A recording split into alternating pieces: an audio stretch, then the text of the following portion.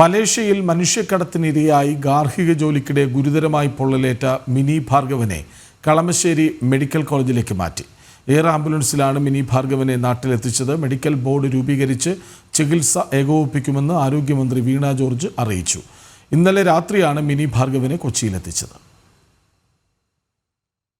മലേഷ്യയിൽ മനുഷ്യക്കടത്തിനിരയായി ഗാർഹിക ജോലിക്കിടെ ഗുരുതരമായി പൊള്ളലേറ്റ ഇടുക്കി കട്ടപ്പന സ്വദേശി മിനി ഭാർഗവനെ ഇന്നലെ രാത്രി എയർ ആംബുലൻസിൽ കൊച്ചിയിലെത്തുകയും തുടർന്ന് വിദഗ്ധ ചികിത്സയ്ക്കായി എറണാകുളം കളമശ്ശേരി മെഡിക്കൽ കോളേജിലേക്ക് മാറ്റുകയുമായിരുന്നു.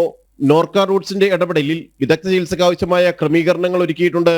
മിനിയുടെ ആരോഗ്യസ്ഥിതിയും ചികിത്സാ പുരോഗതിയും ആരോഗ്യമന്ത്രി വീണ ജോർജ് വിലയിരുത്തി. മിനിക്ക് വിദഗ്ധ ചികിത്സ ഉറപ്പാക്കാൻ ആശുപത്രി സൂപ്രണ്ടിന് ആരോഗ്യമന്ത്രി നിർദ്ദേശം നൽകി. നിലവിൽ വെന്റിലേറ്ററിൽ തുടരുന്ന മിനിയുടെ ചികിത്സ മെഡിക്കൽ ബോർഡ് രൂപീകരിച്ച് ഏകോപിപ്പിക്കും. ജോലി ചെയ്തിരുന്ന വീട്ടിൽ നിന്നും പൊള്ളലേറ്റ് മാർച്ച് 7-ന് മിനിയെ മലേഷ്യയിലെ പെനാങ് ജനറൽ ആശുപത്രിയിൽ പ്രവേശിപ്പിച്ചിരുന്നെങ്കിലും ഇക്കാര്യം തൊഴിലുടമ ബന്ധുക്കളെ അറിയിച്ചിരുന്നില്ല. മിനിയെ ഫോണിൽ ബന്ധപ്പെടാൻ കഴിയാതായതോടെയാണ് കുടുംബം നോർക്ക റൂട്ട്സിലും ലോക കേരള സഭ സെക്രട്ടേറിയറ്റിലും ബന്ധപ്പെട്ടത്. തുടർന്ന് നടത്തിയ അന്വേഷണത്തിലാണ് മിനിയെക്കുറിച്ചുള്ള വിവരങ്ങൾ പുറം ലോകം അറിയുന്നത്.